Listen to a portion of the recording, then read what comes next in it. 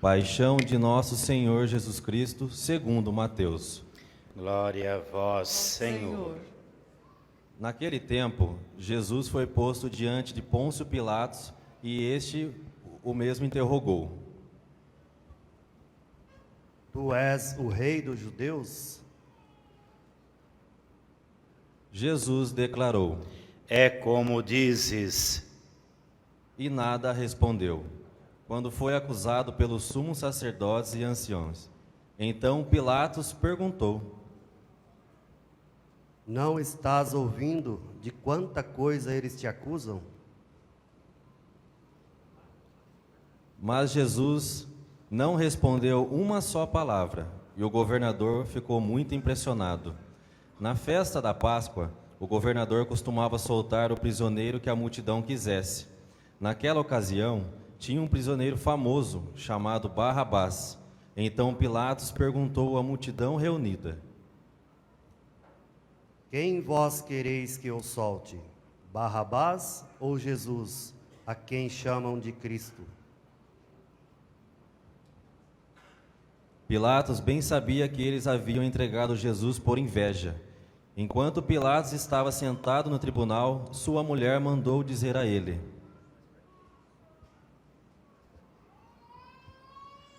Não te envolvas com esse justo, porque esta noite, em sonho, sofri muito por causa dele.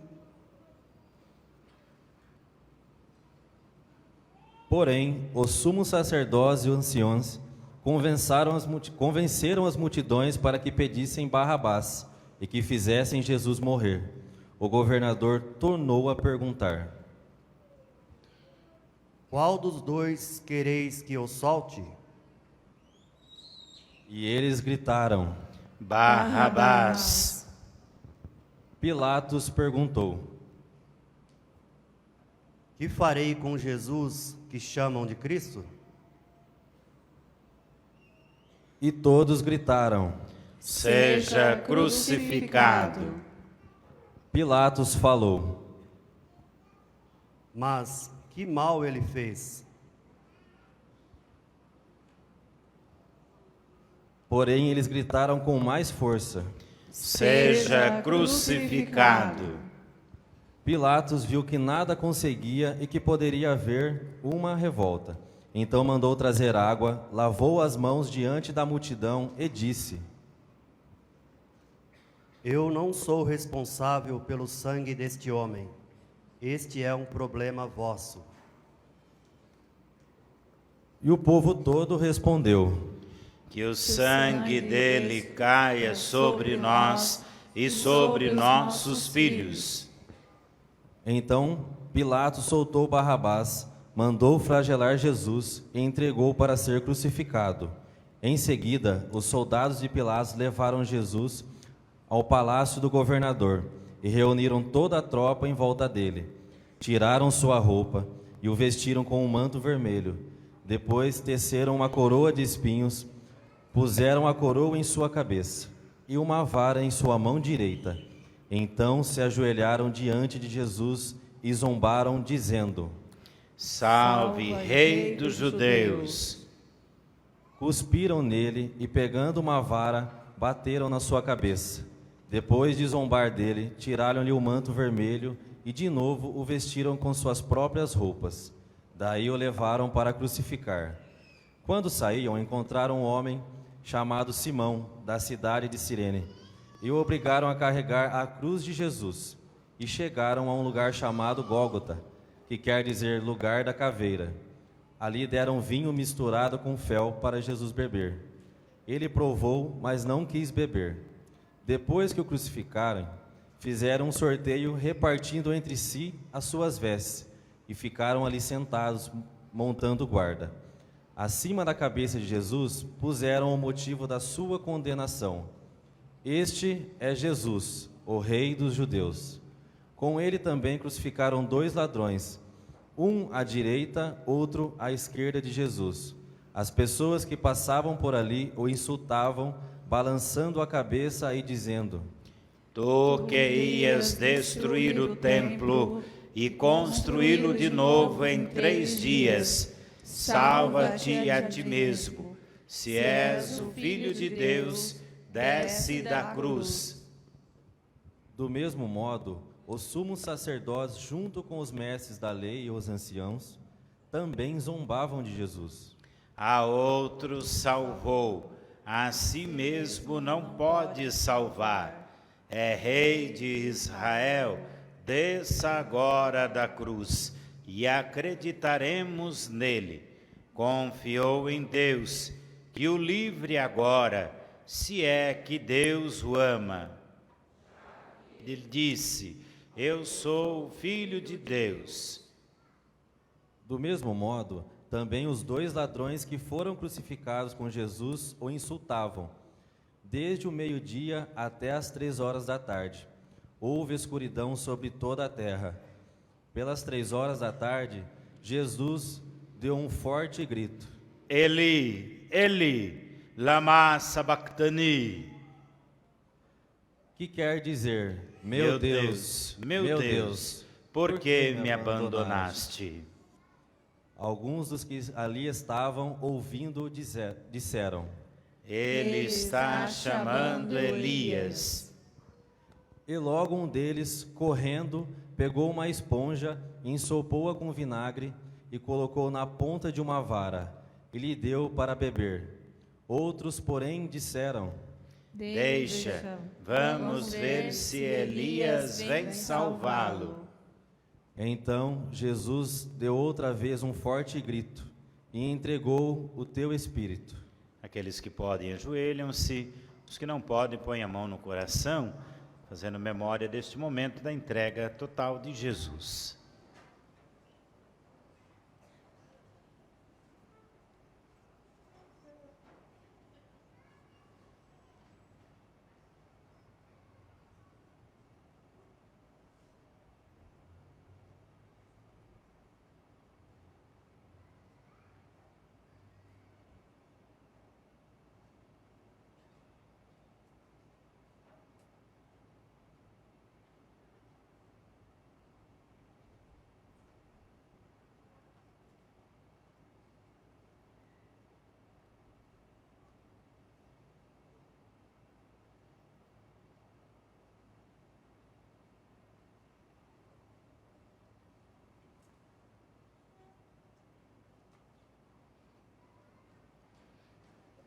E eis que a cortina do santuário rasgou-se de alto a baixo, em 2 partes.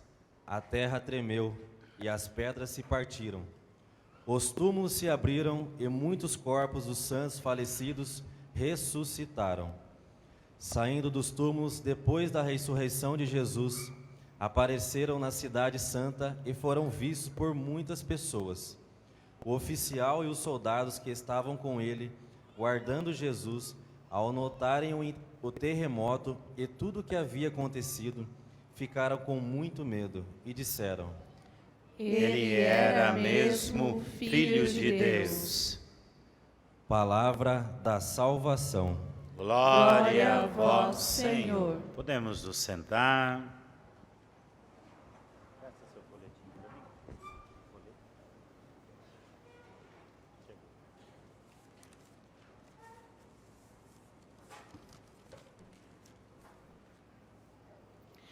Caríssimos irmãos e irmãs, começamos a semana chamada Santa, refletindo sobre a paixão de Jesus. O domingo de Ramos é uma celebração que nos convida a abrirmos o coração para que Jesus possa chegar, ser reconhecido, entrar e permanecer junto de nós. O domingo de Ramos, da paixão do Senhor, tem um propósito: lembrar que muitos e muitos esperam o Messias, conhecem o Messias, mas muito dificilmente vão aderir à sua proposta, ao seu plano de salvação. Queremos um Messias imediatista, que resolva todos os nossos problemas. Era essa a expectativa dos judeus, que, recebendo Jesus, depois de ter anunciado o reino, querem que ele retome o trono de Davi e recupere a soberania de Israel. Mas Deus já havia concedido aos homens a capacidade de governar, e ungindo os reis, permitiu que eles pudessem, em nome de Deus, governar com verdade e justiça. Isso não deu certo, porque os reis foram fracos, caíram no pecado e colocaram a perder a força que Deus havia lhes confiado para governar com justiça. Jesus é um rei que não precisa governar com o poder humano. Ele é soberano e vai governar com o poder divino em todos os tempos, em todos os lugares, não só o povo de Israel, mas também diante de todos os povos e nações. E no poder que Jesus tem para reinar, cada um de nós tem uma força indispensável, tem uma participação única. O reino e o poder de Jesus só acontece quando nós vivemos a fé. A fé que é exigente, a fé que escancara o pecado, como nós ouvimos na primeira leitura. Os profetas falaram em nome de Deus, denunciando o pecado, a injustiça e a morte causada pelo pecado. E eles mesmos se tornaram vítimas da humilhação, da injustiça, da violência e da morte. Porém, estes homens de Deus não voltaram atrás e não deixaram de acreditar na força de Deus, o que aconteceria depois com o próprio Cristo. O Senhor abriu-me os ouvidos, não lhe resisti, nem voltei atrás. Ofereci as costas para me baterem e as faces para me arrancarem a barba. Não desviei o rosto de bofetões e gusparadas. Ainda hoje, tantos e tantos irmãos são escarnecidos por causa do pecado, sendo inocentes ou também até mesmo vítimas do próprio pecado. A fé faz a diferença, mas o Senhor Deus é meu auxiliador. Por isso não me deixei abater o ânimo, conservei o rosto impassível como pedra, porque sei que não serei humilhado. Mais do que nunca, além de deixar Jesus entrar nas nossas vidas, é preciso a firmeza da fé, testemunhar o seu nome, o seu evangelho, para que o mundo creia. E foi exatamente isso que Paulo ensinou na carta aos Filipenses. Cristo, sendo Deus, não fez da sua condição divina uma usurpação, não tirou proveito disso, mas ao contrário, uma coisa muito difícil nos dias de hoje, esvaziou-se da sua divindade e se fez como os homens, humilhou-se a si mesmo, sendo obediente até a morte e a morte de cruz. Por isso, Deus o exaltou acima de tudo, e seu nome está acima de todo nome. Assim, o nome, diante do nome de Jesus, seja dobrado todo o joelho, na hora da morte, para reverenciar a sua entrega de amor por nós, também como sinal de reverência, para, como ele, obedecermos a sua palavra, a palavra de Deus. Jesus Cristo é o Senhor. Nós ouvimos isso na última frase da narrativa da paixão. Ele era mesmo Filho de Deus. A Semana Santa é uma oportunidade para confirmarmos a fé no único e verdadeiro Deus, que nos dá seu Filho, bem pertinho de nós, mostrando que Ele conhece a nossa vida e as nossas dores. Um Filho que se entrega por amor e que, ressuscitado, nos dá do seu Espírito, para que também enfrentamos as cruzes que o pecado nos impõe, para que também possamos ser glorificados com uma vida nova, cada vez que nós nos convertemos, para que então tenhamos do Cristo a mesma graça que Deus lhes confiou, a salvação, a remissão dos pecados, que agora nos é dada através da cruz. A leitura da paixão é proposital. Como eu disse, os que aclamam quando tudo está bem, Hosana ao filho de Davi, são os que gritam na sexta-feira, crucifica-o, crucifica-o. Quantos de nós recebemos o Espírito de Jesus no batismo? E quantos de nós nos afastamos da fé? Nos perdemos pelo caminho. Quando não vivemos o Espírito recebido, o que cresce em nós é o pecado. E o pecado constantemente constrói a morte. Nós vimos na paixão que os mestres da lei e os sumos sacerdotes construíram a morte de Jesus. Quantas vezes nós estamos construindo a morte sem que a gente perceba? Quando a gente é a favor da pena de morte, quando a gente é a favor do aborto, quando nós substituímos a verdade do Evangelho por ideologias humanas, a mais tristes delas, a ideologia política. Quanta morte foi instigada nas últimas eleições, numa disputa não para quem ia fazer mais o bem para o nosso país e na nossa sociedade, mas quem era pior um do que o outro. Quantas famílias foram rompidas por causa de partidarismo? Quantos e quantos atos de agressão e de violência se multiplicaram, independente qual o lado? Esta não é a melhor proposta para aqueles que estão à nossa frente e nos representam e deveriam estar preocupados com a verdade, com a justiça e com o bem comum.